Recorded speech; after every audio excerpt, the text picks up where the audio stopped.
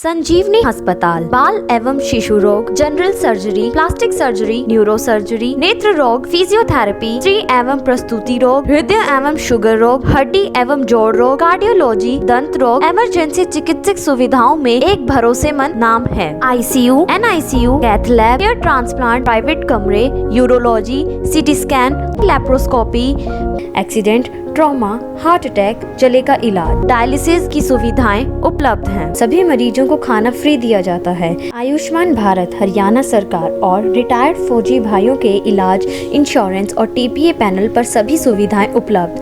पूछताछ mobile number 7027566691।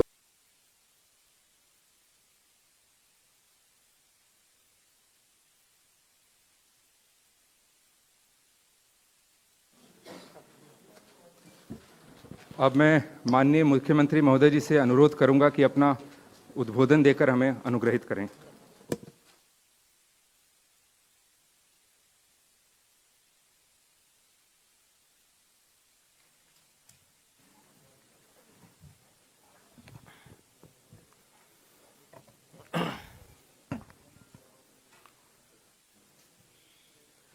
मित्रों, आज का ये जो प्रेस वार्ता का संदर्भ है, ये आपके सामने अभी हमारे डायरेक्टर पब्लिक रिलेशन ने स्पष्ट किया है। आज मैं अपने पूरे मंत्रिमंडल के साथ आपके साथ कुछ बातें शेयर कर रहा हूं कि हमारी ये जो दूसरी टर्म है, इसके आज ठीक 600 दिन पूरे हो गए हैं। ऐसे एक मन में विचार आया कि हमारे प्रतिद्वंदी, हमारे विपक्षी दल के लोग, खास करके कांग्रेस, हमको सालों का हिसाब पूछते हैं कि इस साल में क्या हुआ, इतने सालों में क्या हुआ। हमने कहा सालों का नहीं, हम दिनों का भी हिसाब बता सकते हैं कि कितने दिनों में क्या काम हुए। ये इस दूसरी टर्म के जो 600 दिनों का समय है, उपलब्धियां हमारी अपार हैं, लेकिन फिर भी एक बात का उल्लेख जरूर करूंगा कि इसमें अधिकांश समय, लगभग 400 दिन इस 600 दिन में से कोरोना महामारी के कारण से हमारी जो गति थी, वो जितनी हम चाहते थे उतनी तो नहीं बन पाई। गति हमारी धीमी जरूर रही, लेकिन हम लगातार चलते रहे। अन्य विभागों के साथ प्राथमिकता के तौर पर इस कोरोना महामारी का मुकाबला करना, ये भी अपने आप में एक बड़ी चुनौती थी। और इस चुनौती को ध्यान में रखते हुए हमसे जो बढ़िया से बढ़िया बना वो हमने किया। इस चुनौती में बहुत काम ऐसे जो हमको पहली बार ही ध्यान में आए कि कोरोना की महामारी, उसमें ये विषय भी हो सकते हैं जिसका कभी पहले ध्यान नहीं दिया गया था, और इस महामारी के कारण से ही उनका आभास हुआ। हमने उसकी पूरी तैयारी की। पहली वेव जिसका समय मैं समझता हूँ मार्च 2020 से और अक्टूबर 2020, 7 महीने तक वो पीक पर पहुंची वेव। लेकिन दूसरी वेव मार्च से शुरू होकर के मई में ही पीक पर पहुंच गई, और पहले से 4 गुना 5 गुना ज्यादा ग्रेविटी उसकी थी। वो पहले वाली वेव के समय के हमारे सारे अनुभव, सारी सीख, ये दूसरे इस कोरोना के वेव के समय हमको उसका लाभ मिला, उन अनुभवों का, और सफलता से उसको हमने टैकल भी किया। इन 600 दिनों में अगर मैं ये कहूं कि कोरोना के साथ साथ आर्थिक सामाजिक दृष्टि से समाज में जो लोकहित के काम, लोक कल्याण के काम करने थे, उसमें भी हम पीछे नहीं रहे, लगातार आगे बढ़ते रहे। अपने को ध्यान में है कि कुछ काम तो हमने जो आज तक नहीं हुए थे, और वो हमने किए हैं, करके दिखाए हैं। और उनके करने के पीछे की हमारी जो भूमिका है, वो भूमिका यही है कि समाज के हर व्यक्ति को हम उसके वांछित जो उसकी अपेक्षाएं हैं उसके अनुसार क्या दे सकते हैं। व्यक्ति को आगे बढ़ने की अपेक्षा होती है, उसमें उसको कैसे फैसिलिटेट किया जाए, कैसे उसको सुविधाएं दी जाए। जो अभावग्रस्त पीड़ित लोग हैं, कमजोर हैं, उनकी कमजोरियों को कैसे हम समाप्त करने में सरकार की भूमिका बड़ी निभा सकें। गरीब का कल्याण, ये हमारे लिए महत्वपूर्ण बात है। इसलिए समाज के प्रति जो संवेदनशीलता है उसको ध्यान में रखते हुए हमारा पूरा मंत्रिमंडल लगातार, यानी मैं कह सकता हूं कि हमारे साथियों ने सामान्य सरकारों में जो पहले जितना काम वो मंत्रीगण करते थे, हमने उससे डबल काम किया है, डबल शिफ्ट में किया है। अगर मैं 600 दिन की बात करूं तो हमने 1200 दिन का काम कर लिया इसमें। और हमारी तो जो पहली टर्म थी उसको भी अगर हम मिलाते हैं तो हमने पिछले 5 साल में भी 10 साल का काम किया। काम के नाते से हर हमारा साथी, और केवल मंत्रिमंडल के साथी ही नहीं, तो हमारे जितने भी ब्यूरोक्रेट्स हैं, जो हमारे अधिकारी हैं, जैसा उनको कहा, जैसा एक नीति के नाते, पॉलिसी के नाते जो बातें सरकार की ओर से बनाई गई उसको सिरे चढ़ाने में, नीचे उतारने में उन्होंने भरसक प्रयत्न किए, दिन रात एक किया। अगर विशेष उल्लेख की बात है तो इसमें परिवार पहचान पत्र की मैं बात करूंगा। ये एक ऐसा यूनिक कार्यक्रम जो सारे देश में हमने फैमिली आईडी का शुरू किया, सारे प्रदेश में। अभी तक व्यक्ति की पहचान आधार कार्ड से होती थी, लेकिन अब परिवार की पहचान फैमिली आईडी से होने लगी है। और जब हमने शुरू किया है तो इसको केंद्र सरकार ने भी बहुत बारीकी से अध्ययन करते हैं सब, उन्होंने इसको अपनाने का अपना संकल्प तय कर लिया है कि फैमिली आईडी के पायलट प्रोजेक्ट शुरू कराएं। एक पत्र निकला है, कुछ प्रदेशों के चीफ सेक्रेटरीज को कहा गया है कि इस फैमिली आईडी का अध्ययन करके एक पायलट प्रोजेक्ट का शुरू करना चाहिए। और मैं समझता हूं कि इसमें जो सरकारी योजनाएं, सहायता, जितनी भी सेवाएं हैं, वो इस फैमिली आईडी के साथ, रजिस्ट्रेशन के साथ योग्य व्यक्ति को, पात्र व्यक्ति को पहुंच जाएंगी। अपात्र व्यक्ति उससे पीछे रहना पड़ेगा, उसको वो आगे ले नहीं सकता। कई बार व्यक्ति डबल फायदे भी ले जाते हैं। सरकारी योजनाओं में तो कई बार चेक नहीं होते, लेकिन इससे एक चेक लगेगा कि एक व्यक्ति एक योजना का लाभ एक व्यक्ति एक ही बार ले पाएगा। भ्रष्टाचार बहुत रुकेगा, फंड्स की प्रिफरेंस है वो कम होगी। तो एक यूनिक हमारा ये कार्यक्रम है जिसको हमने आगे बढ़ाया है। और आगे से जो सरकारी योजनाएं हैं, धीरे धीरे हम प्रयत्न कर रहे हैं कि वो सब उसी परिवार को मिलेंगी जो परिवार पहचान पत्र में रजिस्टर्ड है। बहुत लोग ऐसे भी कहते हैं कि हमको सरकारी योजनाओं की कोई आवश्यकता नहीं है, हमारे अपने संपन्न परिवार होने के नाते से सारी स्कीमें अपने आप हम अपना काम चला सकते हैं। और इसमें मैंडेटरी नहीं है परिवार पहचान पत्र, हमने छूट दी है, जिसको बनवाना बनवाएगा, जिसको नहीं बनवाना नहीं बनवाएगा। लेकिन ये शर्त तो हम लगा ही सकते हैं कि जिसको सरकार की योजनाओं का लाभ लेना है वो परिवार पहचान पत्र अवश्य बनवाएगा। तो इस नाते से हम आगे बढ़ रहे हैं।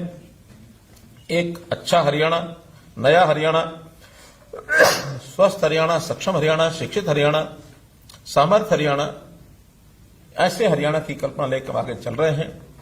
और हर व्यक्ति को शिक्षा मिले, उसके स्वास्थ्य की चिंता हो, उसको सुरक्षा मिले, उसको रोजगार मिले, स्वावलंबी हो, और उसका स्वाभिमान ये भी सुरक्षित रहे।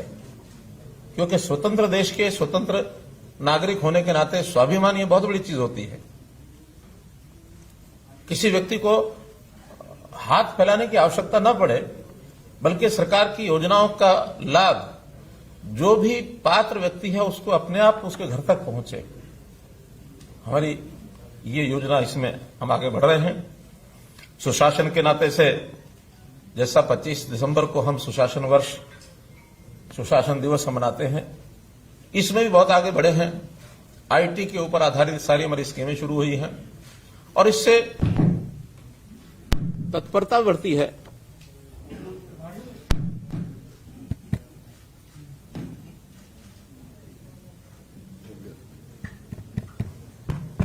हो गया।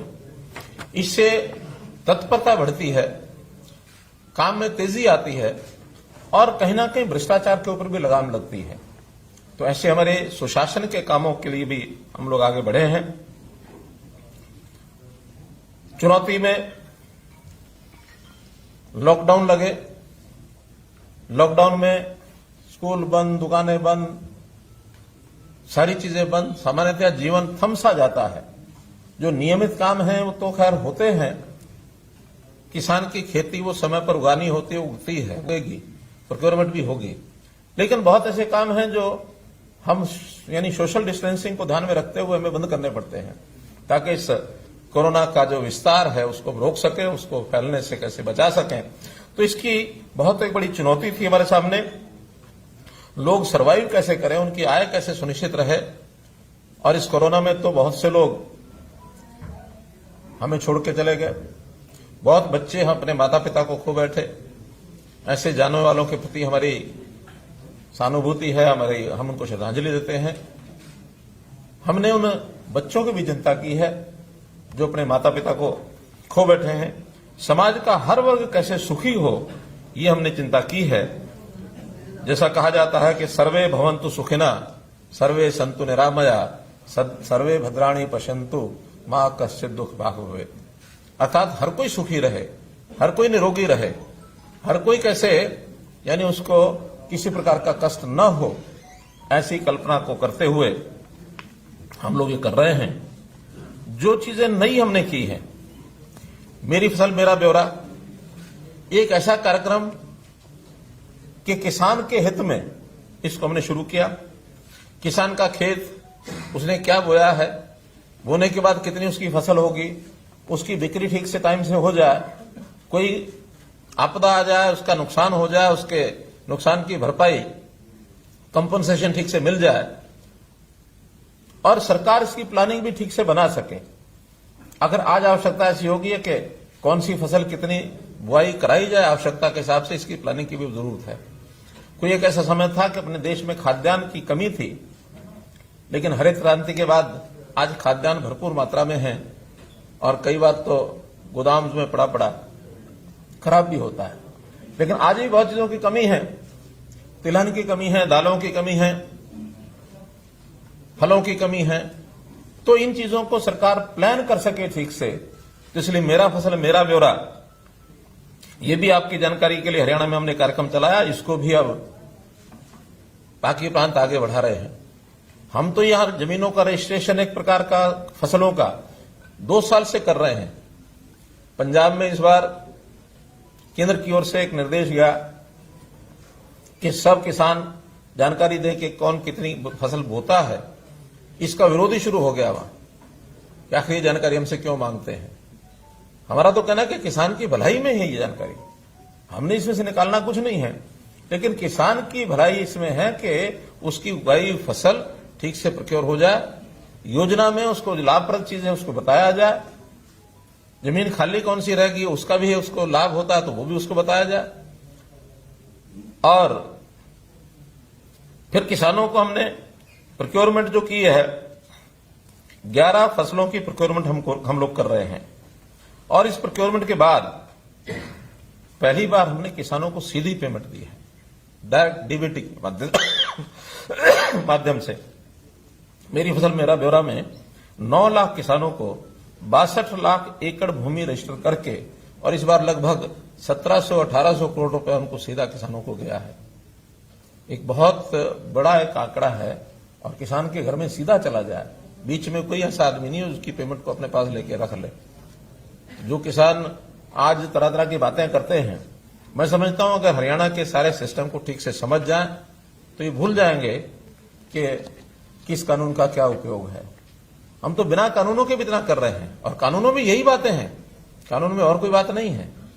चाहे वो मंडियों की बिक्री की बात है, चाहे वो कॉन्ट्रैक्ट खेती की बात है, सारे विषय यही है और कोई नहीं है। तो इसलिए इन विषयों को आगे बढ़ा रहे हैं। परिवार पहचान पत्र में हमने हर गरीब परिवार को कैसे सहायता दी जाए, मुख्यमंत्री परिवार समृद्धि योजना हमने शुरू की। 6,000 रुपया केंद्र सरकार की ओर से भी, प्रधानमंत्री जी की ओर से भी अनाउंस किया गया। 6,000 रुपया हमने भी अनाउंस किया कि उसकी जितनी भी स्कीमें हैं, जिसका प्रीमियम उसको देना होता है वो दे नहीं पाता है या देने की मंशा नहीं होती है, लेकिन लाभ बहुत होते हैं उन स्कीमों के। हमने कहा उन स्कीमों का प्रीमियम इस 6,000 रुपए में से हम देंगे, चाहे जीवन ज्योति योजना है, चाहे प्रधानमंत्री सड़क सुरक्षा बीमा योजना है, या प्रधानमंत्री फसल बीमा योजना है, या फिर सम्मान निधि है, किसान सम्मान निधि है, लघु व्यापारी सम्मान निधि है, श्रमजीवी सम्मान निधि है, तो इनके सबके प्रीमियम उसमें से हम देंगे। एक बहुत बड़ी एक योजना। फिर हमने ये कहा कि 1 लाख परिवार जो सबसे गरीब है उसका हमने कोई पैमाना नहीं रखा कि इतनी सीमा से नीचे। हमने कहा जो न्यूनतम आय के हैं उसका सर्वे हमारा चल रहा है, इनकम का वेरिफिकेशन। जो न्यूनतम होंगे वो न्यूनतम की सीमा 10,000 तो खैर नहीं होगी, 25, 30, 50,000 रुपया कुछ ना कुछ निकलेगी। तो उन 1 लाख परिवारों को मुख्यमंत्री अंत्योदय परिवार उत्थान योजना, इसमें से उनको काम दिलाएंगे। कोई सरकार उनको पैसा देगी ऐसा नहीं है, पैसा तो 6,000 रुपया जो देना है स्कीमों का देना है, लेकिन उसमें से कोई काम करने वाला परिवार का व्यक्ति छोटा काम बड़ा काम कुछ ना कुछ करा के लाख रुपए से ऊपर उसकी इनकम साल की हो जाए। अभी तो 1 लाख का पहला टारगेट है, इसको हम 1,80,000 तक भी ले जाना चाहेंगे। बीपीएल से भी ऊपर उठे तो ये एक स्कीम हमने बनाई है। स्वामित्व योजना, ये भी अपने आप में एक यूनिक, लाडोरा को समाप्त करके और हर व्यक्ति को उसका परिवार की यानी उसका जो मकान है उसके नाम हो जाए रेवेन्यू रिकॉर्ड में, उसका वो यानी एक मलकियत होगी तो स्वाभिमान से वो भी रहेगा, मेरा मकान है, मैं इसका मालिक हो गया हूं। गांव में हमने पहले शुरू की, देश भर ने अपना लिया स्वामित्व के नाम से, आज कई प्रांतों में योजना शुरू हो गई है। और अब हमने शहरी स्वामित्व, जो जमीनें 20 साल से पहले म्यूनिसिपैलिटी से किसी ने लीज पर ली थी, अब वो आदमी 20 साल 30 साल 40 साल, कईयों की 2 पीढ़ी 3 पीढ़ी भी हो गई है, दुकान है मकान है लेकर बैठे हैं। आज लीज का पैसा देते होंगे सॉरी देते होंगे नहीं भी देते होंगे, झगड़े होंगे, लिटिगेशन होगी। तो हमने एक स्ट्रोक से ऐसे सबको उनका मालिकाना अधिकार देने के लिए योजना बना ली, एक फार्मूला बनाया कि इतने पैसे जमा करा दे उसके मालिक हो जाए। तो ये शहरी प्रॉपर्टी का स्वामित्व, इस प्रकार से ये योजना भी हमने बनाई। बहुत विभागों के विवाद बने हुए थे, एचएसवीपी जिसको पहले हम हुड्डा कहते थे, उनके मकानों की अनाउंसमेंट है और झगड़े हैं, फिर एचएसआईडीसी इंडस्ट्रियल प्लॉट्स के झगड़े, फिर मंडियां दुकान मार्केटिंग बोर्ड इनकी दुकानों के झगड़े, ऐसे सारे विभागों का एक योजना हमने माइनिंग की बनाई। विवादों का समाधान, जितने विवाद हैं बड़ी संख्या में है, उसकी कोई भी एक स्कीम बनाएंगे, वन टाइम सेटलमेंट स्कीम बनाएंगे, उसमें से उनको लाभ लेकर के और वो विवाद से बाहर हो जाएं, एक सुखी जीवन व्यतीत करें। ईज ऑफ लिविंग, अर्थात किसी व्यक्ति को अपने काम से मतलब है, काम के अलावा वो किसी और चक्कर में नहीं फंसा हुआ। आज तो यह कि हर व्यक्ति कोर्ट कचहरी के चक्कर में है, सरकार के दफ्तरों के चक्कर काटता है। ऐसे व्यक्तियों को उनकी समस्या के हिसाब से उनको निदान मिले, समाधान मिले, इसके लिए हमने विवादों का समाधान ऐसी स्कीम चलाई। कुछ नई प्रशासनिक इकाइयां, नए डिपार्टमेंट, ये भी हमने खड़े किए। जैसे प्रशासनिक इकाइयों में अभी तक हमारा शहरी डेवलपमेंट अथॉरिटी केवल गुरुग्राम की थी, वो भी हमने ही पिछले टर्म में बनाई थी। इस बार फरीदाबाद एफएमडीए बनाया और अभी पंचकुला पीएमडीए हमने बनाया। आगे भी बड़े शहरों की ऐसी हमारी योजनाएं हैं, लेकिन ऐसी सारी हम योजनाएं बना रहे हैं। पंचकुला का एक समेकित विकास इसकी योजना बनी है और वो धीरे धीरे स्वरूप बना ले रही है। हम सोचते हैं कि पंचकुला को भी मोहाली के बराबर इस शहर को लेकर के आए, ताकि मोहाली हमारे से आगे है, मानने में हमें कोई आपत्ति नहीं है। हमने गुरुग्राम पर जोर लगाया, पंजाब ने मोहाली पर जोर लगाया, लेकिन अब गुरुग्राम और मोहाली हम एक साइड में छोड़ता हूं, उसके आगे पंचकुला को आगे बढ़ाएंगे तो उस कंपटीशन में भी हम आगे कैसे बढ़ पाए। 4 नए विभाग बनाए हमने। Citizen resource information data department, creed, जो ये हमारा जो फैमिली आईडी का सारा विषय चल रहा है, ये क्रेडिट के अंतर्गत ही चल रहा है, और आगे जितने भी वेरिफिकेशन होंगी वो सब क्रेडिट के अंतर्गत ही होंगे। फॉरेन कोऑपरेशन डिपार्टमेंट, पहली बात, फॉरेन का डिपार्टमेंट कभी केंद्र सरकार ने बनाया नहीं था। उन्होंने कहा नहीं, फॉरेन में भी स्टेट्स को सीधा डील करना चाहिए, इंपोर्ट एक्सपोर्ट है, या हमारे यहां के लोग रोजगार के लिए विदेश जाते हैं उनको तैयार करना, उनको सुविधाएं देना, फॉरेन डेलीगेशन आते हैं उनसे बातचीत करके इन्वेस्टर्स को इनवाइट करना, या हरियाणा से कोई बाहर जाकर काम करना चाहे उसको फैसिलिटेट करना, तो फॉरेन कोऑपरेशन डिपार्टमेंट उन्होंने बनाया। हाउसिंग फॉर ऑल, प्रधानमंत्री जी की जो योजना है कि हर सिर पर, हर परिवार के ऊपर एक छत होनी चाहिए, उसका घर होना चाहिए, तो प्लानिंग से अभी तक ये एक विषय बहुत सरकारों ने पहले भी लिया होगा, कभी 100 गज के प्लॉट की बात है, कभी और कोई विषय है, लेकिन ठीक उसका अध्ययन करके जिसको चाहिए उसको हम दे नहीं पाए हैं। इसका एक क्रेडिट के माध्यम से अध्ययन करेंगे कि किसका अपना परिवार का घर है, किसका अपना घर नहीं है। जिसका घर नहीं है, अगर वो सामर्थ्य है तो अपने आप बनाएगा, सामर्थ्य नहीं है तो सरकार और बैंक से उसकी सहायता कराएंगे, केंद्र सरकार की भी सहायता लेंगे। ऐसे ही एमएसएमई हमने अलग से विभाग बनाया। उद्योग में रोजगार के नाते हम ज्यादा रोजगार कैसे पैदा करें, और एमएसएमई में बहुत रोजगार होता है, तो इस विभाग को अलग बनाने की आवश्यकता महसूस की गई। तो इंडस्ट्री डिपार्टमेंट से एमएसएमई, क्योंकि एमएसएमई में केवल इंडस्ट्री नहीं है, इसमें हर प्रकार की एंटरप्रेन्योरशिप है, उसमें दुकान भी शामिल है, कोई किसी प्रकार का सेल्फ जो एम्प्लॉयमेंट की स्कीमें होती हैं वो भी उसमें शामिल हैं, सर्विसेज भी शामिल हैं, तो इन सब चीजों को उसमें जोड़ा गया है एमएसएमई में।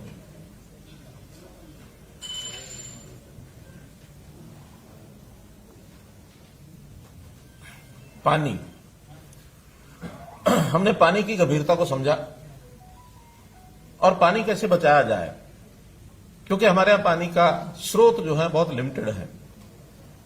हमारा जो अधिकार है सॉइल का, उस नाते से हमारा जो पड़ोसी प्रदेश है वो उसमें उलझा के रखा हुआ है, सुप्रीम कोर्ट में विषय है, कब सुलझेगा कब नहीं सुलझेगा।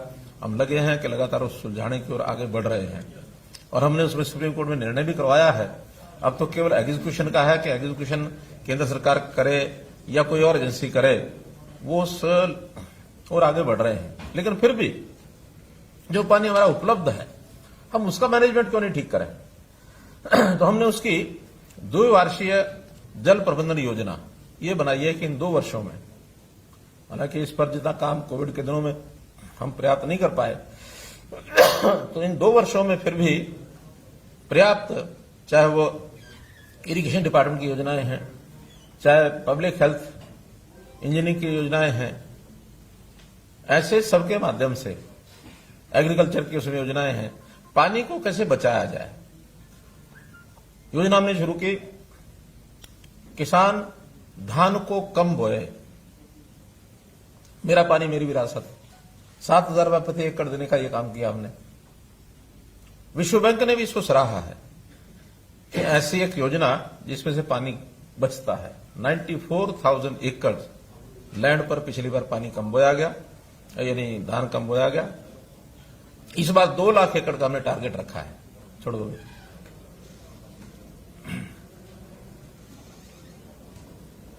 2 लाख टारगेट हमने एकड़ का रखा है, और मैं समझता हूं इसको प्राप्त करेंगे। पानी का ट्रीटमेंट, ट्रीटेड वाटर, और उसको रीयूज करना, क्योंकि पीने के लिए तो पोर्टेबल वाटर हमें ताजा नहरी चाहिए, लेकिन बाकी सब चीजों के लिए ट्रीटेड वाटर को रीयूज करने की स्कीम हमारी बन सकती है। उस पर हम बना रहे हैं, और उसके कारण से भी पानी की हमारी खपत कम हम कर पाएंगे।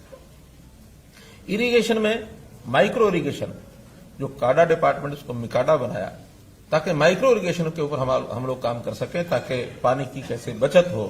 तो मित्रों, पानी पर हम लोग बहुत गंभीरता से विचार कर रहे हैं, ताकि कॉमन मैन को ये पानी कैसे मिले, कम से कम पीने का और बाकी चीजें सुलभ पानी मिल जाए। इन सब कामों को ध्यान में रखते हुए, यानी देखते हुए, हमें बड़ी प्रसन्नता है कि नीति आयोग समय समय पर मूल्यांकन करता है स्टेट्स का। इस बार 2020 का जो रैंकिंग आई है, आपको बताते हुए खुशी हो रही है हमें कि जो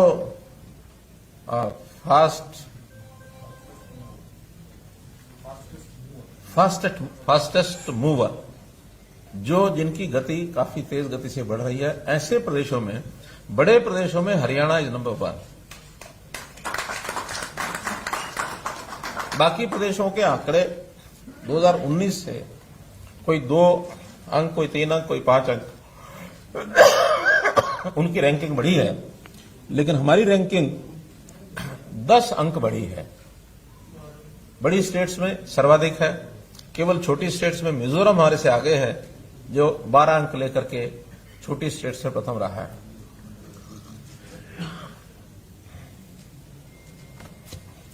और इसमें भी हमने तय किया है कि अगले वर्ष इसमें और आगे बढ़कर के केरला को कैसे पकड़ें, क्योंकि केरला अभी भी नंबर 1 पर है टोटल मिलाकर।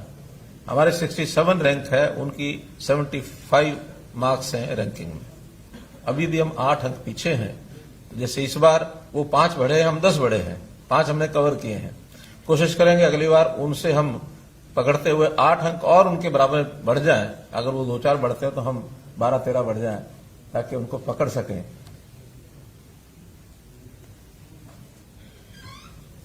कोरोना के दिनों में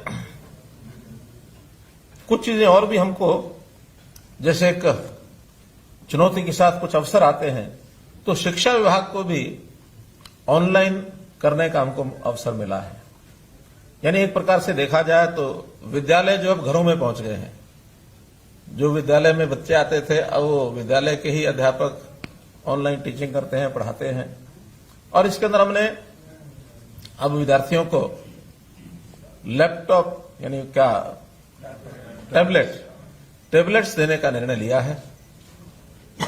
9वीं से लेकर 8वीं से लेकर के 12वीं तक के विद्यार्थियों को टैबलेट्स दिए जाएं, ताकि उसमें ऑनलाइन भी पढ़ाई कर सकें, और जो यूट्यूब से भी करते हैं वो भी कर सकें, और कुछ अपलोडेड ऐसे जो लेसन्स हैं उसको मॉड्यूल के रूप में उसको पढ़ाई कर सकें। हमने आंगनवाड़ी और आशा वर्कर्स, मोबाइल दोनों को दिए ना, आंगनवाड़ी और आशा वर्कर्स दोनों को मोबाइल दिए हैं, ताकि फील्ड का जो डाटा है, अभी उनको कुछ को दे दिया, कुछ के भी चल रहे हैं, लेकिन दोनों को यानी मोबाइल देने की हमारी योजना है, ताकि फील्ड में जो उनसे डाटा लिया जाता है वो एप्स के माध्यम से और आसानी से डाटा दे सकें। तो इन दोनों को उस प्रकार का ये लाभ दिया जाएगा। शिक्षा को और वैल्यूएबल बनाने के लिए और इसको मजबूत करने के लिए, शिक्षा, देखिए प्राथमिक शिक्षा में हम थोड़ा अपने आप को कमजोर मान के चलते थे, लेकिन इस वर्ष में जो योजना हमने बनाई है उसमें चाहे संस्कृति मॉडल स्कूल की बात हो, प्राइवेट स्कूलों का मुकाबला करने के लिए संस्कृत मॉडल स्कूल जो है वो कम्पीट कर रहे हैं। इनकी डिमांड आने लग गई है गांव से भी, शहरों से भी। हमने इसके साथ प्लेवे स्कूल्स, प्राइमरी स्कूल में प्लेवे स्कूल्स की रचना भी की है। छोटे बच्चों के लिए क्रच, इसकी खोलने की योजना बनाई है, ताकि अगर बचपन अगर मजबूत है तो ये मान के चलेंगे नागरिक अपने आप मजबूत होगा। तो इसलिए शिक्षा को मजबूत करने का भी काम हमने किया है। हायर एजुकेशन में विद्यार्थियों को लोन में बड़ी कठिनाई आती थी, इसको सुलभ किया है। अब हायर एजुकेशन का लोन वो गवर्नमेंट गारंटी पर मिलेगा, जितना जिसकी आवश्यकता पूरा मिलेगा। और साथ ही हमने एक फंड, एक गारंटी स्कीम बनाई है, क्रेडिट गारंटी स्कीम, कि अगर कोई बैंक लोन देता है और उसका वो वापस नहीं हो पाता, तो हमारी जो क्रेडिट गारंटी स्कीम है उसमें से उस बैंक को वापस दिया जाएगा। वापस देने की जिम्मेदारी तो उस विद्यार्थी की है जो लेता है और बाद में नौकरी के बाद वापस करेगा, लेकिन किन्हीं कारणों से वापस नहीं हो पाता तो बैंक को सुरक्षित करने के लिए हमने अपनी जो क्रेडिट गारंटी स्कीम बनाई है उसमें से वो पैसा उनको वापस मिलेगा। स्किल डेवलपमेंट यूनिवर्सिटी बनाई, पढ़ाई के साथ साथ स्किलिंग, इसको थोड़ा मजबूत करके और कैसे नौजवान को नौकरी मिले उस ओर आगे बढ़े, तो स्किलिंग का भी बहुत बड़ा लाभ हमको मिल रहा है। बहुत से इंडस्ट्रियल हाउसेज के साथ हमने एमओयूज किए, तो उस एमओयूज के माध्यम से और वो लोग स्किलिंग करके वहां प्लेसमेंट भी हो रही है। प्राइवेट उद्योग में जो नौकरी है उसके लिए एक बड़ा हमने काम किया और वो है 75% reservation in private jobs Haryana state की। थोड़ा इसमें उद्योगपतियों का थोड़ा सा जिसको कहना चाहिए विरोध शुरू में था, लेकिन अब धीरे धीरे वो इस लाइन पर आ गए हैं कि इस काम को हम करेंगे। उनकी ओर से अपेक्षा है कि हमें स्किल्ड यानी एक प्रकार से जो फॉर्मल स्किलिंग है, सॉफ्ट स्किलिंग है, इस प्रकार की जितनी आवश्यकता है उतनी करा कर देंगे तो वो नौकरी में रखने के लिए कोई उनको कठिनाई नहीं है, दिक्कत नहीं है, वो देंगे। तो इसको एकदम फाइनल करने के लिए उसके रूल्स हैं वो बनाए जा रहे हैं और ये बहुत जल्दी इसको हम पूरा कर देंगे।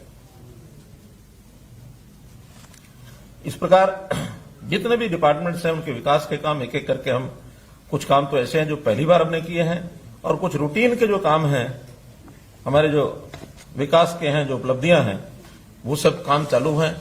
कोरोना के दिनों में भले हम प्रत्यक्ष जाकर के कई बार प्रत्यक्ष जाकर के भी उद्घाटन शिलान्यास करते हैं, उसको करने में हमें कठिनाई आई। ऑनलाइन पिछले दिनों में 98 प्रोजेक्ट्स जिनके शिलान्यास और उद्घाटन हमने एक ही श्लोक में किए 1170 करोड़ रुपए के, और ये चौथा कार्यक्रम है इस कोविड के दिनों में जब ऑनलाइन बड़े बड़े सारे प्रोजेक्ट्स को हमने किया है। लगभग 7,500 करोड़ रुपए के पिछले 1.5 साल में हम लोग ये कर चुके हैं। हमारे मित्र कांग्रेस के खास करके कुछ आलोचनाओं में एक बड़ा आलोचना ये करते हैं कि हमने अपने समय में ये किया, हमने अपने समय में वो किया। और एक विषय पिछले दिनों में काफी चर्चा में उन्होंने चला रखा है कि मेडिकल कॉलेजेस, इसके बारे में बताया कितने खोले हैं। अब उनको कहीं कोई चीज नहीं मिलती तो कहीं ना कहीं उंगली टिका देते हैं जाकर के। मैं मेडिकल कॉलेजेस के बारे में कह रहा हूं कि उन्होंने जो खोले हैं अच्छा ही अच्छी बात है, जो खोले हैं तो खोलने ही चाहिए, किसी सरकार को नहीं खोलने चाहिए ऐसा हमारा मत नहीं है। लेकिन हमने जो खोले हैं वो बता रहा हूं कि हमने आने के बाद फरीदाबाद का अटल बिहारी वाजपेयी मेडिकल कॉलेज, सिरसा यमुनानगर कैथल में घोषणा की है, उसका बहुत जल्दी निर्माण शुरू हो जाएगा। नारनौल में, जींद में, भिवानी में और गुरुग्राम में ये निर्माण शुरू हो चुका है। श्री कृष्णा आयुर्वेदिक विश्वविद्यालय ये बन चुका है। डेंटल कॉलेज मेवात में 135 करोड़ रुपए का ये बन चुका है। कुटेल में पंडित दीनदयाल उपाध्याय जी के नाम से यूनिवर्सिटी ये बन चुकी है। 6 नर्सिंग कॉलेज 194 करोड़ रुपए के बन चुके हैं। और ये तो जो नए बनाए हैं वो बोल रहा हूं, जो पुराने भी पहले बनाए गए थे उसमें भी भवन खड़ा करने तक ही सीमित रहे, उन्होंने उसको आगे विस्तार नहीं किया उसका।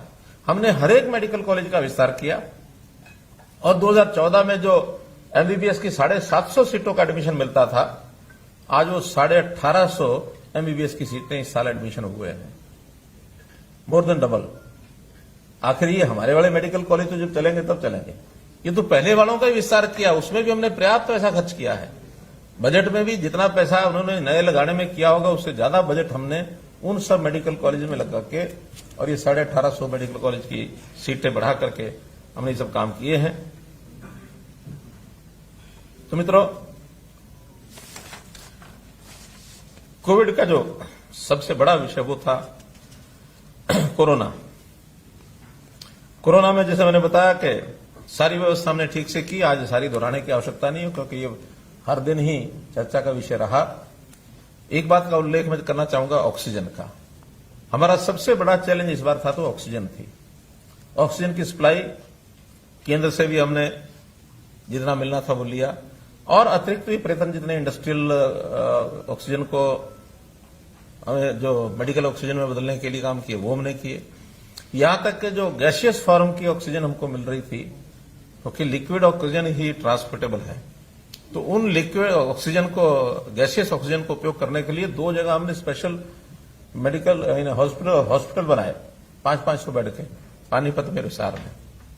ये भी यूनिक काम हुआ है, कहीं किसी प्रदेश में ऐसा नहीं हुआ। 1-2 प्रदेशों में हमारे साथ साथ ही हमारे बाद बने हैं, लेकिन पहली बार देश में ये प्रयोग हुआ है। हमारे ये दोनों हॉस्पिटल भले आज वहां पेशेंट्स नहीं हैं, फिर भी ये 6 महीने तक रहेंगे। 6 महीने के बाद कोई दुर्भाग्य से अगर दोबारा से कोई विषय ऐसा आता है तो फिर ये काम आएंगे, और नहीं तो 6 महीने बाद इसको डिसमेंटल किया जाएगा। ऑक्सीजन को, प्राकृतिक ऑक्सीजन कैसे तैयार हो, इस ओर भी हमारे वन विभाग की ओर से हमने योजना बनाई। बड़े बड़े वन ऐसे बनाए जाएं 5 एकड़ से लेकर 100 एकड़ तक, जिसमें से 2 का भी शिलान्यास पिछले दिनों किया है। और इस वर्ष में इन वनों को याद रखने के लिए, कोरोना के कारण से याद रखने के लिए, इसका नाम भी हमने विशेष रखा है ऑक्सीवन, कि इन वनों से ऑक्सीजन मिलेगी। और नए वन जो बनेंगे ठीक है, पुराने वन, खास करके वो पेड़ जिनकी आयु 75 वर्ष से ऊपर हो गई है, ऐसे पेड़ों को भी हम सम्मान करते हैं। वो भी हमारे प्राणवायु देवता है। तो इस प्राणवायु देवता के नाते उनकी भी हमने 2500 रुपया साल की पेंशन लगा दी है, कि जो उन पेड़ों की देखभाल अब करेगा, वो व्यक्ति हो, परिवार हो, संस्था हो, गांव की पंचायत हो, शहर नगर पालिका हो, जो भी कोई इसकी चिंता करेगा, उसको 2500 रुपये साल का रख रखाव के लिए, उसके सम्मान के लिए उनको ये दिया जाएगा, ही मिलेगा। कुल मिलाकर कोरोना के इस कारण से हमने अपनी स्वास्थ्य सेवाएं, स्वास्थ्य की जितनी योजनाएं हैं, उनको भी मजबूत किया है। डिस्ट्रिक्ट हॉस्पिटल के साथ साथ CHCs, PHCs, उनमें भी इंफ्रास्ट्रक्चर बढ़े, डॉक्टर्स और बढ़े। इसके लिए डॉक्टर्स की भर्ती, पैरामेडिक्स की भर्ती, नर्सेज की भर्ती, ये भी जरूर हम आगे बढ़ाएंगे, करेंगे। जितने भी हमारे यहाँ पढ़ लिख करके आएंगे उनको भी पढ़ाएंगे, जो बाहर से भी आएंगे उनको भी मिलेंगे, तो इसको प्राथमिकता पर इनकी भर्ती हम करेंगे। अब मैं कोरोना के कारण से जो कष्ट परिवारों में हुआ, खास करके जो लोग हमारे बीच में से चले गए, उनका एक जो बिछोड़ा है वो हमको सहन करना पड़ा। उन परिवारों की भी आर्थिक स्थिति बिगड़ी है। कुछ लोग इलाज के कारण से उनके खर्च बहुत हुए हैं। कुछ लोगों के काम व्यवसाय, खास करके छोटा जो मजदूर, दुकानदार, ऐसे लोगों को उसका बड़ा सहन करना पड़ा है। तो ऐसे ही हमने कुल मिलाकर कुछ योजनाएं जो सूची हैं वो आपके सामने मैं जरूर रखता हूं, बाद में लिखित भी आपको सब मिल जाएंगी।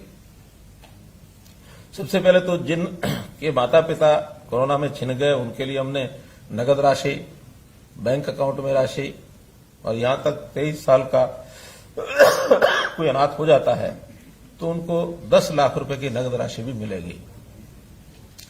जो लोग छोड़ के चले गए और BPL परिवारों से थे, ऐसे 18 से 50 साल तक की आयु के जितने लोग गए हैं, उनके लिए 2 लाख रुपए की एक एक्स ग्रेशिया राशि, ये भी हमने शुरुआत की है। आज कुछ करने वाले हैं ना उसको, हाँ, उसको अभी आज हम कुछ एक संख्या जो है, अब जितने भी आज ऑनलाइन हो पाएंगे आज करेंगे, लेकिन आज से उसको शुरू कर दिया गया है कि जितने ऐसे लोग हमें छोड़कर चले गए हैं वो अप्लाई भी करेंगे ऑनलाइन, और हम डाटा जो हमारे पास हेल्थ डिपार्टमेंट में उसमें से भी निकाल सकेंगे। तो ऐसे गरीब परिवारों को, 18 से 50 वालों को 2 लाख रुपए नगद राशि ये भी उनको दी जाएगी BPL के लिए। ऐसे ही जो होम आइसोलेशन में BPL परिवार के जो सदस्य बीमार हुए कोविड से, उनको भी हमने 5000 रुपया ये हर व्यक्ति को दिया है। वो भी आज उसको भी हम लॉन्च कर देंगे। लगभग अभी ये 10,000 के आसपास ये संख्या हमारे पास आ गई है। बाकी जैसे जैसे इनमें से अप्लाई करेंगे लोग, वैसा वैसा इनको और आगे बढ़ा देंगे। अस्पताल में जो भर्ती हुए थे, ऐसे प्रति व्यक्ति 35,000 रुपए की राशि, 35,000 नहीं, ये तो हमने बाद में पूरी राशि कर दी है कि जितना उनका खर्च आएगा BPL का, वो सारा खर्च हम देंगे। तो इसको भी हम शुरू करने जा रहे हैं। फिर जो कुछ गरीब लोग हैं, निर्माण श्रमिक हैं, ऑटो रिक्शा है चालक, रिक्शा चालक, श्रमिक जो कम आय वाले हैं, रेहड़ी फड़ी वाले, अनऑर्गेनाइज्ड लेबर,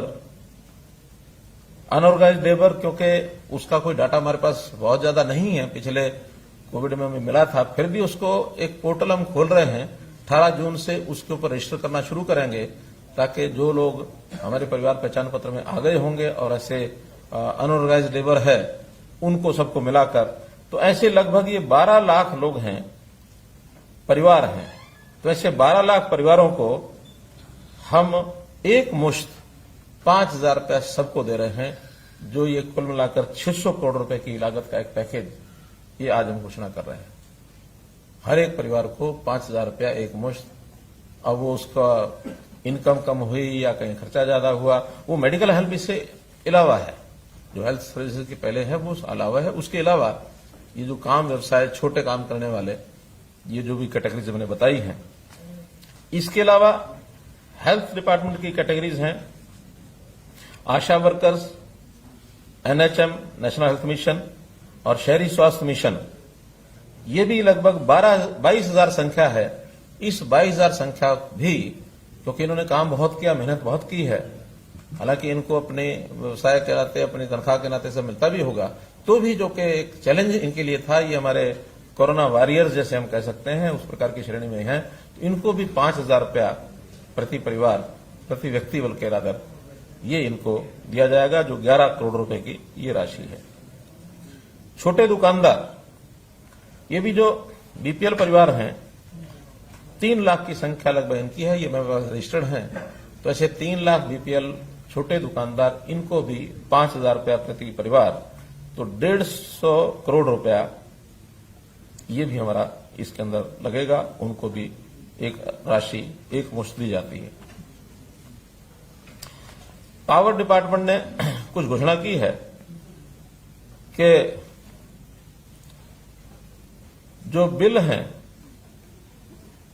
जिनका फिक्स चार्जेस आता है, काम नहीं हुआ, कम हुआ तो भी मंथली चार्जेस या फिक्स चार्जेस जो लगते हैं, उनका पैमाना यह तय किया है कि अगर किसी का जनवरी, फरवरी और मार्च का जो बिल है, एवरेज बिल, उससे अभी जो इन 3 महीनों में एवरेज बिल, यानी अप्रैल, मई, जून, इनका एवरेज बिल अगर 50% से कम है, क्योंकि अगर 50% से ज्यादा है तो ये मान के चले कि वो काम चलता है, उसका ठीक है, लेकिन अगर बिजली बिल ही 50% से कम आया है तो मतलब उनके काम में कहीं ना कहीं अड़चन पड़ी है।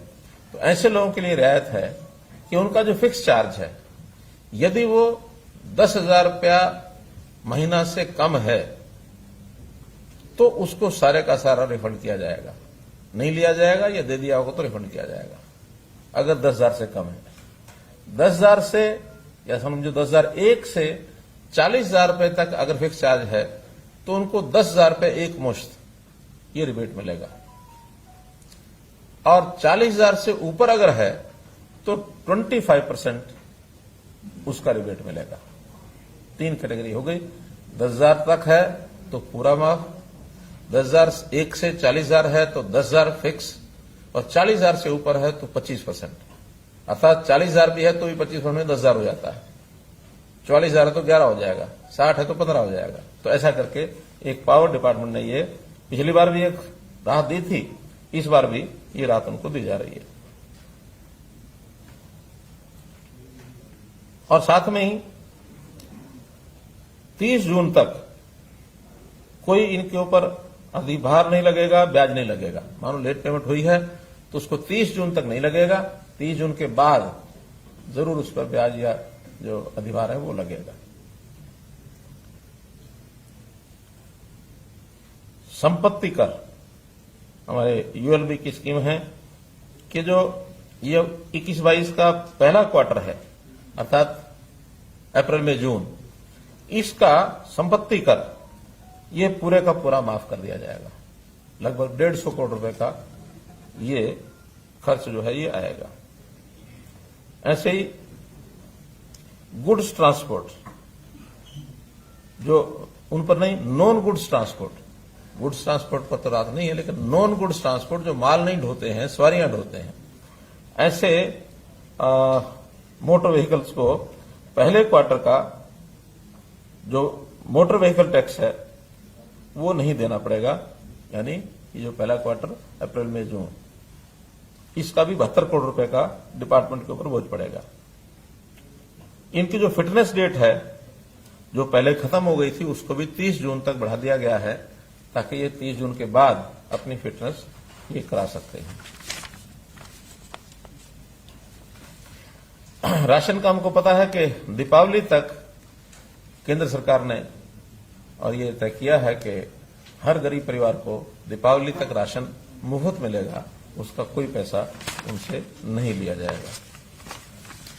एक कल ही हमारे डिप्टी सीएम ने कुछ इंडस्ट्री के लोगों से बातचीत की तो उन्होंने ट्रैक्टर्स को जो क्या बोलते हैं ट्रैक्टर को, ई ट्रैक्टर, इलेक्ट्रिक व्हीकल के नाते से वो डीजल से नहीं चलेंगे, बल्कि ई ट्रैक्टर इस नाते से उनका एक प्रावधान निकला है।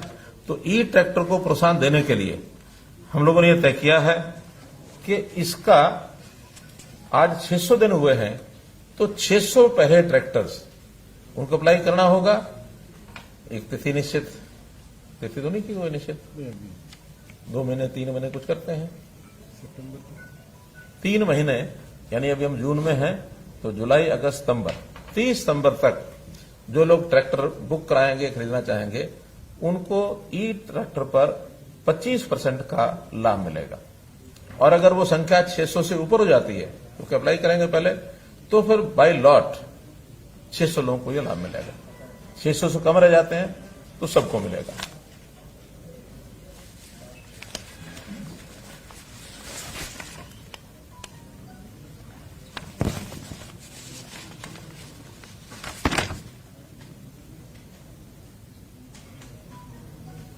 एक विषय और बताना रह गया है।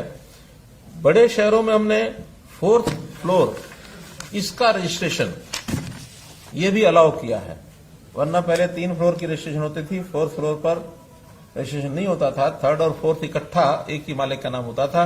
तो शहरी जो मकान है उनको इसका बहुत लाभ हुआ है, अपने एक फ्लोर को और बना करके किराया आदि पर वो दे सकते हैं, तो इससे उनकी आजीविका ये बढ़ी है। तो एक बड़ा काम ये किया है। अनऑथराइज्ड कॉलोनीज 1200 से ऊपर कॉलोनीज ऐसी हैं जिन्होंने अप्लाई किया है, जिनकी मोडेलिटी तय हो रही है, उनको सबको हम जितनी भी ये सुविधाएं हैं, पानी की, बिजली की, सीवरेज की, एक डेवलपमेंट चार्ज उनसे लेकर के और इनको सबको रेगुलराइज करेंगे। वो प्रोसेस में है, बहुत जल्दी उसका एक अनाउंसमेंट हो जाएगी। तो 1200 कॉलोनी ऐसी हैं जिन्होंने रजिस्टर किया है कि हम अपनी कॉलोनी का रेगुलेशन चाहते हैं। पावर जहां तक बात है, हरियाणा एकमात्र ऐसा प्रदेश है कि 67% गांव में और 24 घंटे बिजली ये अब जाती है, यानी ये उनको मिलती है। हमारा गांव जगमग गांव स्कीम के अंतर्गत अब धीरे धीरे ये 5200 गांव तक हम पहुंच गए हैं। हमारी योजना है कि बाकी बचे हुए गांव में जो 1/3 बचे हैं उनको भी हम पूरा करें, ताकि हरियाणा ऐसी पहली स्टेट बन जाए कि हर गांव में 24 घंटे बिजली वो जो मिलती है सबको दे सकते हैं।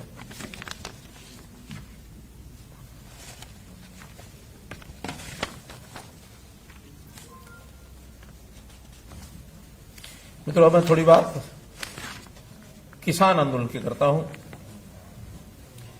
देखिए, हमने किसान आंदोलन के बारे में पहले भी कई बार बताया, मैं फिर बता रहा हूं और आपके माध्यम से फिर आज 600 दिन पूरे होने पर मैं अपील भी करता हूं कि इन 3 कानूनों का कोई दुष्प्रभाव ऐसा नहीं है जिस प्रकार का प्रचारित किया जा रहा है। पीछे हमारे जो फार्मर्स थे, प्रोग्रेसिव फार्मर्स, उस दिन भी मैंने कहा था कि हम इनका उपयोग करना शुरू करें, एक बार इसको लागू होने दें। लागू होने के बाद कोई भी उसका दुष्प्रभाव होगा तो आखिर किसान भी इस देश के हैं, सरकारें भी इस देश की हैं, लागू करने वाले भी यहीं के लोग हैं, सब मिलकर के इसके ऊपर फिर विचार करेंगे कि हम लोग इस पर काम करने के लिए तैयार हैं। हम किसानों की सब सुविधाएं वो आज भी दे रहे हैं, आगे भी देते रहेंगे, कहीं इसमें कमी नहीं है। हाँ, लेकिन कुछ प्राथमिकताएं जो तय की हैं उसके अनुसार किसानों को भी सहयोग करना चाहिए। खास करके जो एक विषय में भी 2 विषय रादर बताने जा रहा हूं कि ट्यूबवेल कनेक्शंस ये हमने खोल दिए हैं, लेकिन एक ही शर्त लगाई है कि 35 हार्स पावर तक अभी प्राथमिकता पर हम देंगे, लेकिन 15 से ऊपर जो हार्स पावर है उसको माइक्रो इरिगेशन का जरूर जोड़ेंगे। अगर माइक्रो इरिगेशन का हमने प्रावधान नहीं किया यहां, जो कि पैसा सारा सरकार दे रही है, 85% सरकार दे रही है, तो इसका मतलब हम पानी के प्रति हमारा प्रेम नहीं है। पानी का संकट इतना ज्यादा है कि अगर हमने इसको ध्यान नहीं किया तो हमारी अगली पीढ़ियां पानी के बिना ही चिल्लाएंगी। एक बहुत बड़ा संकट आगे खड़ा होगा। तो हमारा ये दृढ़ निश्चय है कि पानी को जरूर बचाएंगे। सरकार यानी किसान की फसल को कम नहीं होने देंगे। माइक्रो इरिगेशन पर भी फसल कम नहीं होती है, उसका एक सिस्टम बनाना पड़ता है, और जो सिस्टम बनाएगा उसको हम पावर कनेक्शन देते चले जाएंगे।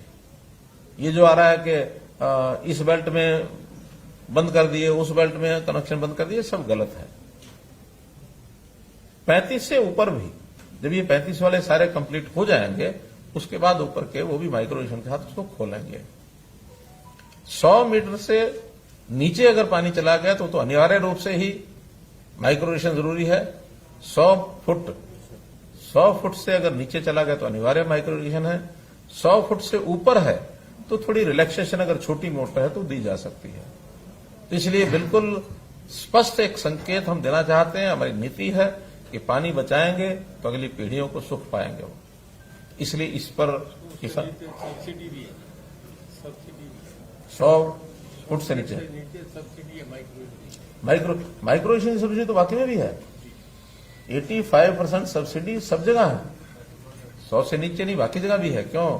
हमारे हैं सब जगह है, सब जगह है, कोई 100 से नीचे नहीं, सब जगह ही है वो। और एक दूसरा विषय, इस बार हमने बाजरे की खरीद की। एक बहुत अच्छा संदेश उसका गया कि हम हरियाणा में बाजरा खरीद रहे हैं और सबका खरीद रहे हैं। संयोग से 7 लाख मीट्रिक टन से ऊपर हमारी खरीद हुई। लेकिन उसमें एक पहलू ऐसा जिसको मैं दुर्भाग्यपूर्ण कहूंगा कि राजस्थान खरीदता नहीं है, और राजस्थान का किसान भी, क्योंकि रेट का अंतर बहुत है, रेट का अंतर यानी उस समय सीजन के दिनों में भी 400-500 रुपया होता है, बाद में तो हमको बहुत सस्ता बेचना पड़ा। लेकिन 400-500 रुपए के लालच में राजस्थान का किसान हमारे यहां बेच के जाता है। और दूसरा, कुछ लोग बाहर से सस्ता ला करके, व्यापारी भी किसान के नाम से बेच जाता है, हमें नुकसान उठाना पड़ता है। और ये जो नुकसान होता है ये अल्टीमेटली तो हरियाणा के किसान का नुकसान है, क्योंकि वही पैसा जो बचेगा वो किसान के खाते में कहीं और देंगे हम। बहुत सी योजनाएं हमारे पास किसानों की हैं। इस बार 700-800 करोड़ रुपए से ऊपर नुकसान इसका गया है हमारा, जो हमने दोबारा से बेचा है उसको, क्योंकि अपनी खपत बहुत कम है। बहुत मुश्किल से 1.5 से 2 लाख मीट्रिक टन हरियाणा की बाजरे की खपत है जो पीडीएस में हम देते हैं, बाकी सब बेचना पड़ता है। तो इस बार हमने बाजरे के लिए भी कहा है कि उसकी खेती भी कम करो, और कम करने के लिए एक योजना जिसे मेरा पानी मेरी विरासत योजना बनाई थी हमने 7,000 प्रति एकड़ की, बाजरे की हम योजना दे रहे हैं। क्योंकि बाजरे में पानी वाला विषय नहीं है, बल्कि पानी तो बाजरे में कम लगता है, लेकिन बाजरे की खपत तो उतनी नहीं है जितनी उपलब्ध होती है। इसलिए उसकी जगह दालें लगाएं, मूंग लगाएं, उड़द लगाएं, अरहर लगाएं, कपास बोएं।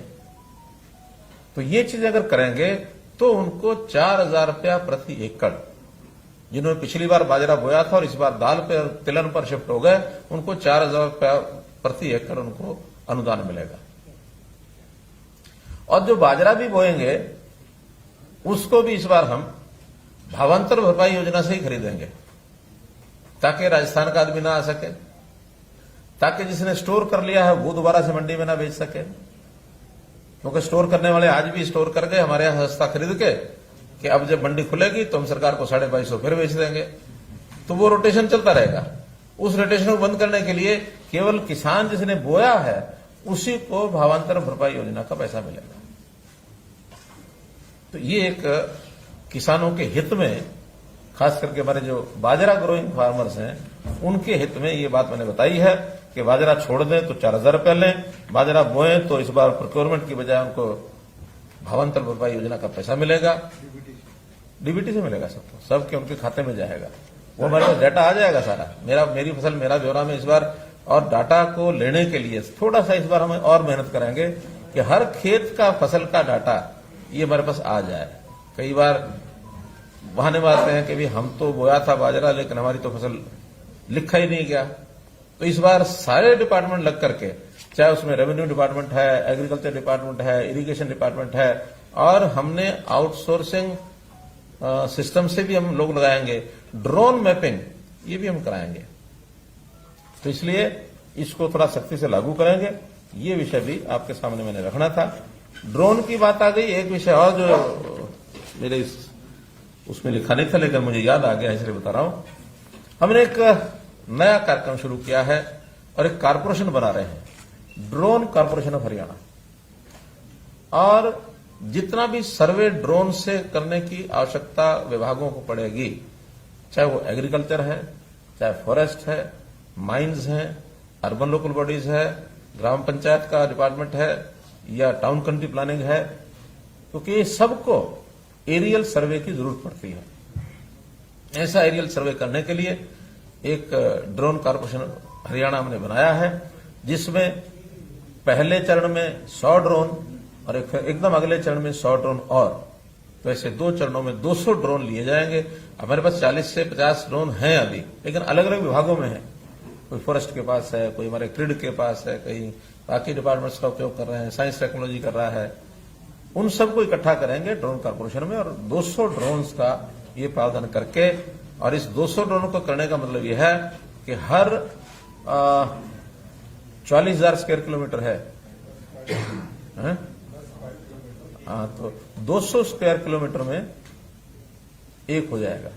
200 स्क्वायर किलोमीटर में एक ड्रोन 10 दिन के अंदर पूरा सर्वे कर लेता है।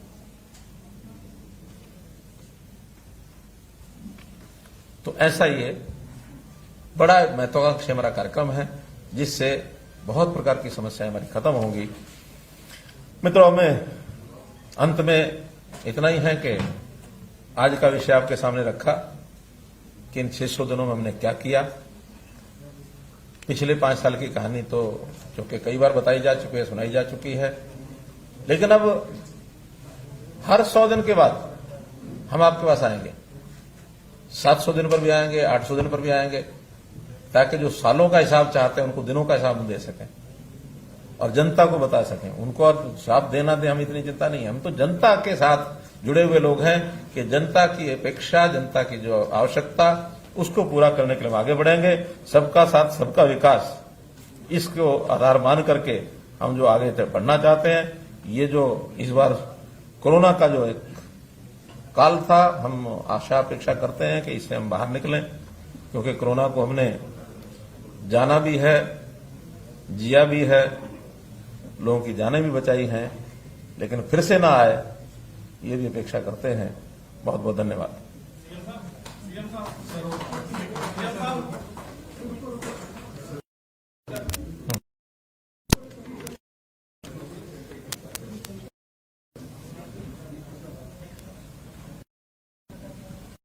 इसको खाएं।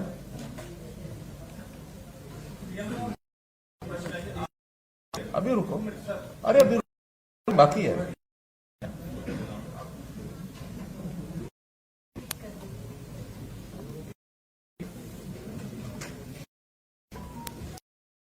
जी,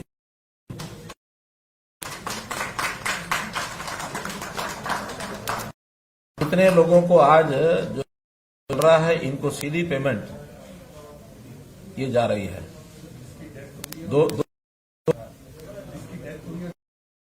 हाँ, 2 लाख रुपया इन सब परिवारों को जैसे स्क्रोल हो रहा है, ये हो रहा है। ये 5,000 का है। ये 5,000 जो राशि है, उन लाभार्थियों को ये पैसा टोकन रखा है, क्योंकि बड़ी संख्या है तो बड़ी रहेगा। 2 तीसरा 2 ही है। तो मित्रों, ये आज हमने लॉन्च किया है, पहुंचना शुरू होगा। काफी बात हो गई है, फिर भी पहले करना आपने सबका किया दिया, ठीक है, लेकिन मीडिया के लिए भी सर आप कुछ बोलती ना हो कि हम लोग सर यहाँ पर कोविड के इसमें ऐसा बनाओ, जरूर सोच के करूंगा।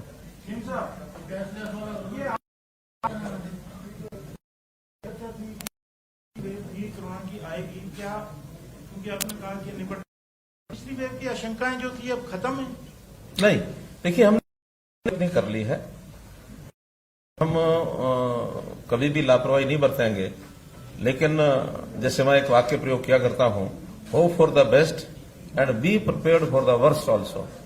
तो हम तीसरी वेव आए या जो अभी ब्लैक फंगस का विषय है, किसी प्रकार की कोई भी कठिनाई आएगी, उसमें हमारा हेल्थ डिपार्टमेंट, एजुकेशन डिपार्टमेंट, बाकी संबंधित जितने विभाग हैं, सब लोगों ने अपनी अपनी तैयारी कर रखी है। और मैंने तो कहा कि अपेक्षा हमारी है कि ना आए, इसमें से हम सुरक्षित बाहर निकल जाए। आएगी तो हम तैयार हैं। एक मिनट, हाँ, जो हॉस्पिटल बनाए आपने कहा कि 6 महीने में डिसमेंटल हो जाएंगे। 6 महीने तक तो आखिर 6 महीने तक तो हम प्रतीक्षा करेंगे ही ना। 6 महीने के बाद उनको हमने बना के रखना है कि नहीं रखना है, क्योंकि टेंटेड एक अकोमोडेशन है और टेंटेड अकोमोडेशन बिना किसी यूज के खड़ा रखना ठीक नहीं है। हमारा पहला टेंडर 6 महीने का हुआ है, एक्सटेंडेबल अप टू नेक्स्ट। मुख्यमंत्री जी 600 दिन पूरे गया है सरकार की, क्योंकि इस वक्त गठबंधन की सरकार है। जब आपकी सरकार बनी तो एक न्यूनतम साझा कार्यक्रम तय हुआ था, 33 पॉइंट पर सहमति हुई थी, अनिल विजय की अध्यक्षता में कमेटी हुई। उसमें से कितने पॉइंट्स पर आप भर पा रहे हैं? ऐसा एक होता है न्यूनतम साझा कार्यक्रम, एक होता है अधिकतम साझा कार्यक्रम। अभी हम न्यूनतम की बजाय जो अधिकतम साझा कार्यक्रम है उसके हिसाब से कर रहे हैं। जितने भी हमारे ये कार्यक्रम हुए हैं ये सब आपसी सहमति से हुए हैं, इसमें कहीं विरोधाभास नहीं है। जितने हमारे कार्यक्रम हैं वो आप न्यूनतम मानो अधिकतम मानो, ये अधिकतम साझा कार्यक्रम के हिसाब से चलेंगे, आप इसकी चिंता मत करो। एक सवाल है, किसी जनता को आपने राइट टू सर्विस कमीशन बनाया है, लेकिन सीबीआई की स्टेटस रिपोर्ट है 31 मई की, जो ये कहती है कि वो अभी भी महाराष्ट्र लैंड स्कैम में आरोपी है, उनका नाम है, चार्जशीट उनके नाम पे फाइल है। तो इसको क्यों दरकिनार किया गया? चीफ सेक्रेटरी की तरफ से भी कहा गया था कि वो अभी आरोपी है, तो ये सिफारिशें क्यों दरकिनार कर दी गई, स्टेटस रिपोर्ट क्यों दरकिनार कर दी गई? देखिए एसीएस जो होता है ना, वो इस पद से भी बड़ा काम है।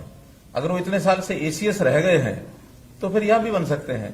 जो स्टेटस उनका एसीएस के नाते था वो आज भी है, जो स्टेटस रिपोर्ट्स का उस समय था वो आज भी है। कहीं भी कोई बात आगे आएगी तो उस समय मिलकर के अपने आप संभालेंगे। कोई ऐसी स्थिति नहीं है जिसमें कोई गड़बड़ होने वाली है।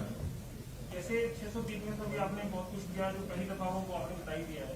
आपने एक बहुत बड़ा कार्यक्रम गुड़गांव में किया था पिछले टेन्योर में, जिसमें 6 लाख करोड़ के निवेश करने का प्रपोजल्स आए थे। बहुत अच्छा कार्यक्रम आपका था। हम कितने पे आ पाए? 6 लाख में से कितना, हम 6 लाख करोड़ में से कितना करोड़ हम इतने 5 साल तकरीबन हो गए उसको आए हैं था? आज अभी हमने M2 600 इसका कार्यक्रम किया है। अगस्त के महीने में मैं M2500 ये कार्यक्रम करूंगा, उससे बताऊंगा।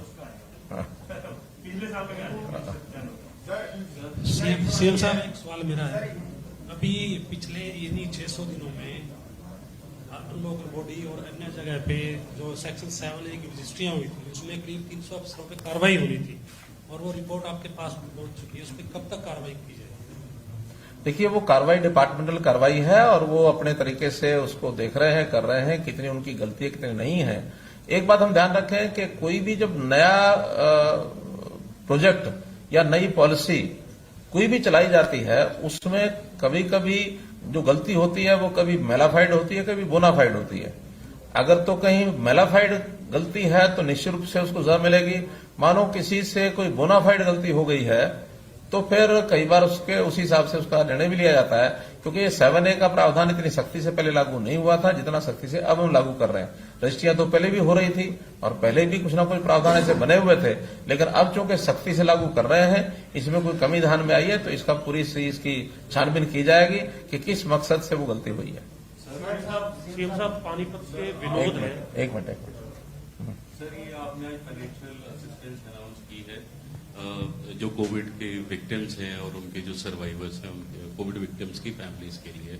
बीपीएल का हो गया, कुछ एक और गरीब तबकों का हो गया, लेकिन कई महिलाएं स्पेशली वो हैं जो टोटली डिपेंडेंट थी एक मेल मेंबर के ऊपर, वो एपीएल या बीपीएल से नहीं है।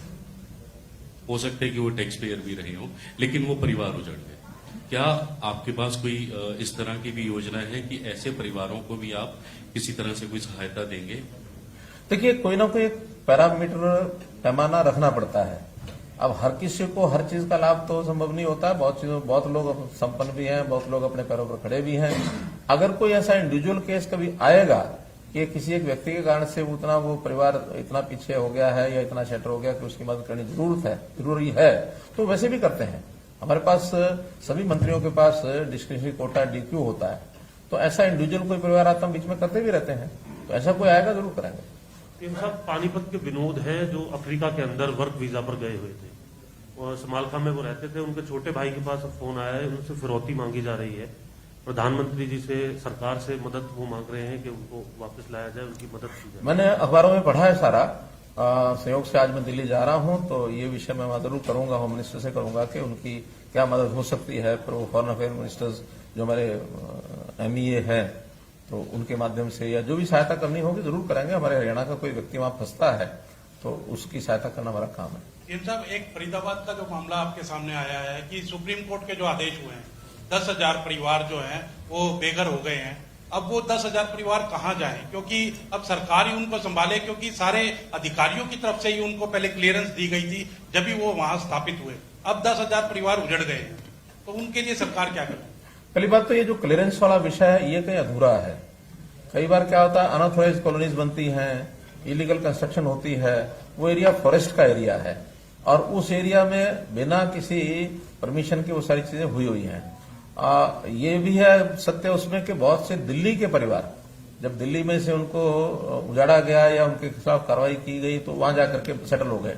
वहां तो सड़कें जो हैं वो भी दिल्ली वालों ने बना के दे रखी हैं, जो कनेक्शन है वो भी दिल्ली वालों ने लेके दिए हुए हैं, वोटर्स वो लोग दिल्ली के हैं। हरियाणा के भी कुछ हो सकते हैं, ऐसा नहीं हो सकते। तो ऐसा कुछ तो परिवार छोड़ करके अपने अपने जहां लोग आए थे वहां से चले गए, लगभग 50% लोग। फिर भी क्योंकि सुप्रीम कोर्ट का ऑर्डर है, एग्जीक्यूट तो होगा ही, लेकिन उनकी रीसेटलमेंट की जो योजना हरियाणा के जो लोग होंगे और हरियाणा के लोग यानी काम करते होंगे यहाँ, उनके लिए रीसेटलमेंट स्कीम का विचार कर रहे हैं। डिप्टी कमिश्नर को कह दिया, उस विचार करके कोई ना कोई बना रहे हैं। सर, जो कंपनसेशन दिया जाता है कोरोना वाली जिनकी डेथ हुई है तो अभी तक उसका कुछ हुआ नहीं सर। और दूसरा सर उसमें ये कि जो पुलिस वाले जो इस दौरान जिनकी डेथ हुई है उनका मुआवजा कम कर दिया गया था। नहीं, कोई कम नहीं किया, 30 लाख रुपया है। 20 कर दिया गया। नहीं 30 ही है। हाँ, HDFC बैंक में अगर किसी का अकाउंट है तो 30 लाख वो अलग है और ये 30 लाख अलग है, तो 60 लाख मिल जाता है उनको। और दूसरा आपने कहा कि वो पैसा जो आज हमने ये लॉन्च किया है तो जिनकी डेथ हुई उनको आज शुरू कर दिया है, वो 2 लाख रुपया उनको जाना शुरू हो गया है। बहुत बहुत धन्यवाद।